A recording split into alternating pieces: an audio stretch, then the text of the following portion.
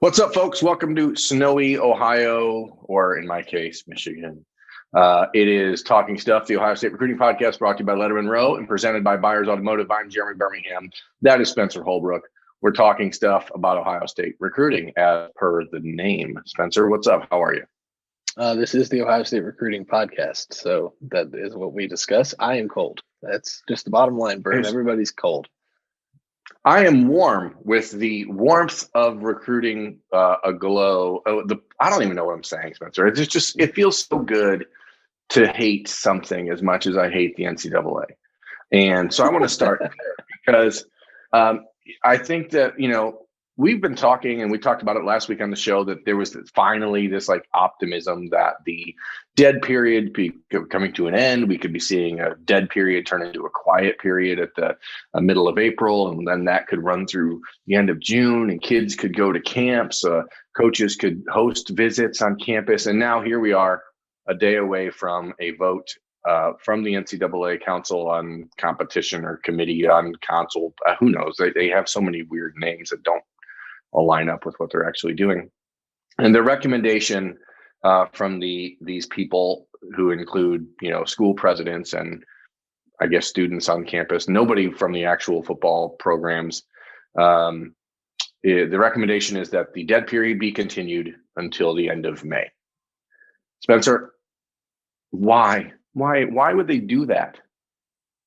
I don't know. And the big head scratcher for me is, are we going to wait until everybody's vaccinated?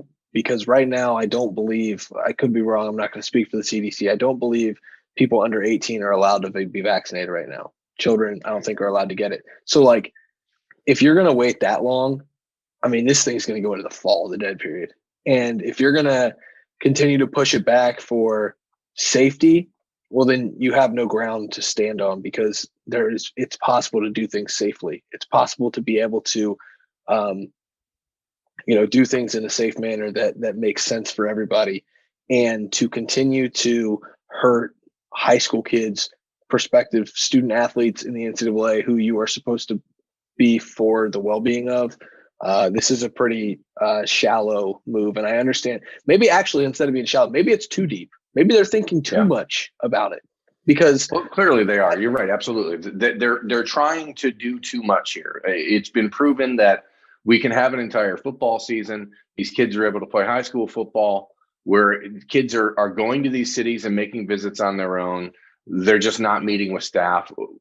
Are we that incapable of figuring out a plan where you can host 3 players every week, or 5 players for one day, and everyone? It just seems like there's a million different ways that they could arrange this in order to allow kids to have an opportunity to meet on campus, whether it's a very strict 5-player per week rule, whatever. We keep going through this, and the reality is, as you said, this is just hurting kids. It's not it's not doing the kids a service. The biggest thing is, if the NCAA were to tell schools how they could host visits and do it safely, it would be safer for the high school kids coming to the campuses, rather than having them do it on their own. Then, Rajon Davis came to Columbus a few weeks back before he ultimately chose USC. And, there was no testing involved in his visit. There was no standard involved with his visit of protocols and quarantining and all of that.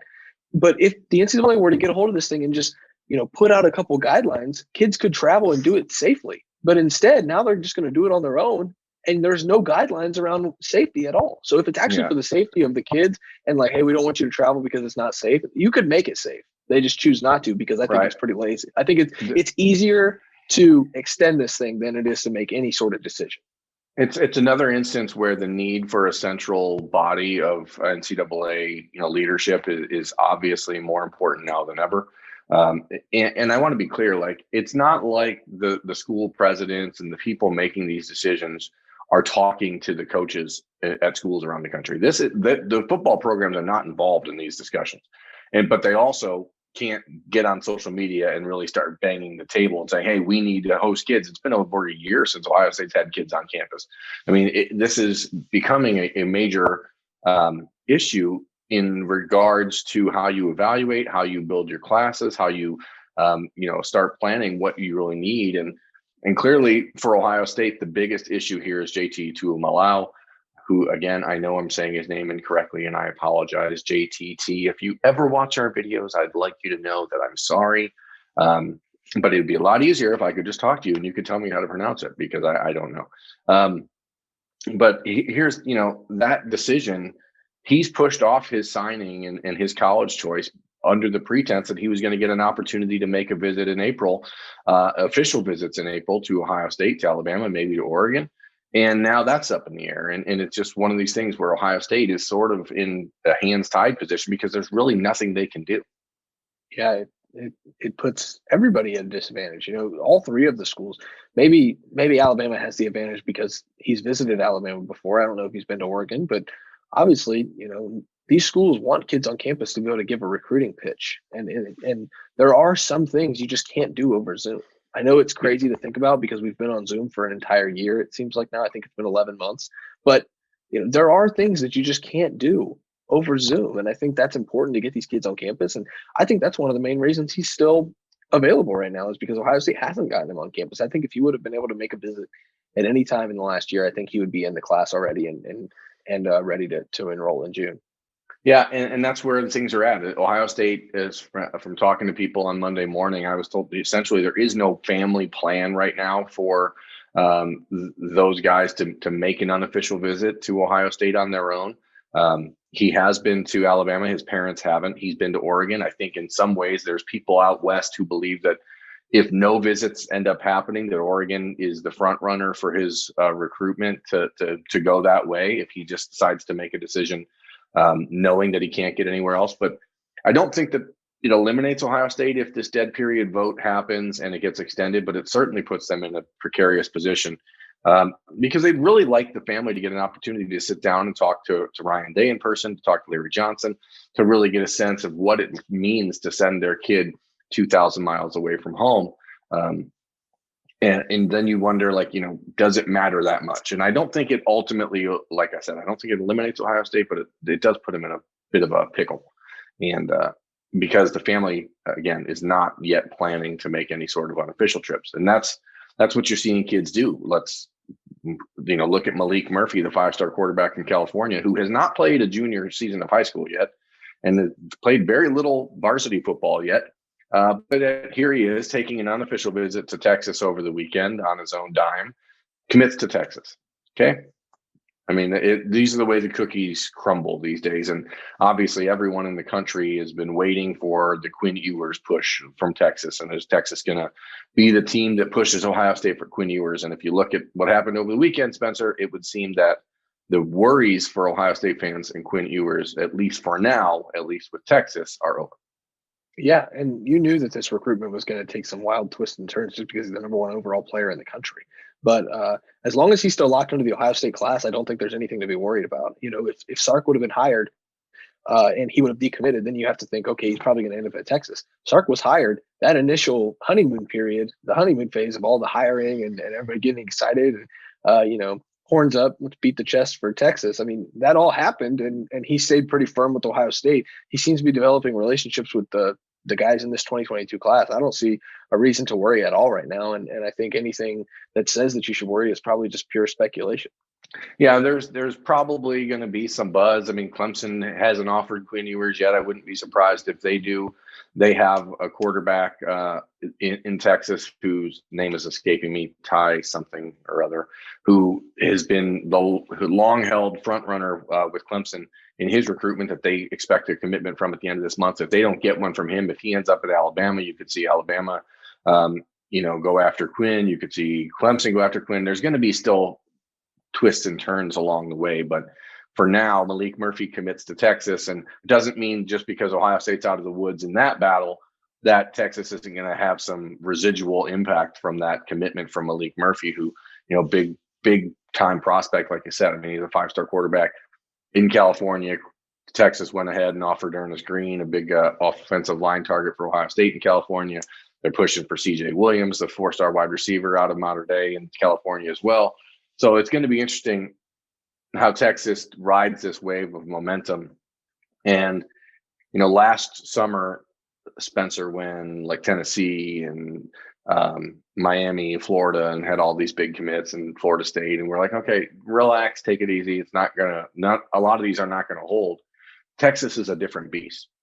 Yeah, for sure. And I would throw Maryland into that mix too from last Yeah. summer for sure. But yeah, Texas is different because Texas has Texas power, and it's not Ohio State because Texas hasn't won, at least 11 games in however many straight seasons. But Texas just carries a certain weight. It's kind of, to be honest, Berm, the Texas thing is kind of hard to explain as far as just like Texas carries so much weight. But if you look at the success of Texas, they don't really have the success to back up the weight that program carries, but it just does. It's just it's a different attitude. It's a different way of life, basically Texas football. And like I said, it carries a lot of weight, and it's hard to compete with that. Even the big boys sometimes have trouble, getting kids away from Texas. Right. The gravitas of the burnt orange and the Longhorns is a different thing, and kids are going to stay committed in that situation unless they go out and they go 2-9 or something stupid. But if they go out and win 7, 8, 9 games, you're going to see a bloom there. Oklahoma needs a rival. Somebody has to step up, and the name of Texas and the long-term tradition of Texas is going to be much more of a long-term lure, I think, than Maryland, Tennessee's that we saw last summer when there was that big rush and then a fall apart that we kind of knew was going to come. Because as you said, there's those big names, right? There's Ohio State, there's Clemson, there's Alabama, there's Texas, there's Georgia, LSU, Oklahoma, blah, blah, blah. And I wanted to wrap up this episode. It's kind of a quickie, Spencer, so I hope people are okay with this abbreviated version of Talking Stuff, the Ohio State Recruiting Podcast brought to you by Buyers Auto.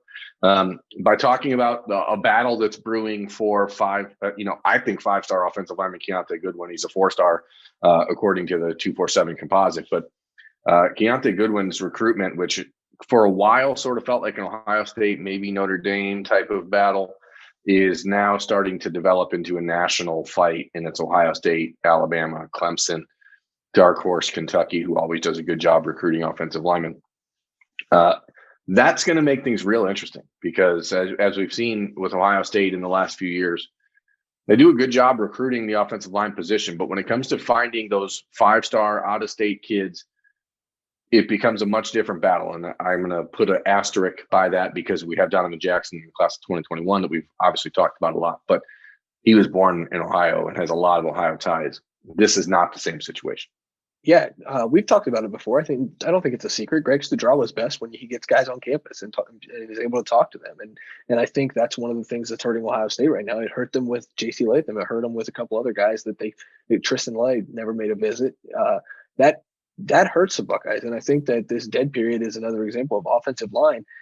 Ohio State does a really good job, though, I wanted to point this out, of getting guys into the class before they become national battles. They really do. They lock a guy in when it's a regional battle, and then the national battle, pursues, but they've already got that, or ensues, but they've already got that commitment as like a trump card. Like he's already committed to Ohio State, and he's going to stay committed. I think that's probably what they were hoping to do with the guy, with Goodwin, with a guy like Caden Curry, but that's just not happening. And I think that's because of visits. Lack of visits are making this where some of these normally what would be regional battles that Ohio State locks in before they become national are going to become national just by nature of what's going on right now.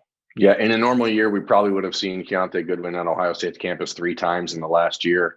Instead, we only see him when he shows up on Twitter, and every time that you see him, he's bigger and stronger and better than he was the time before.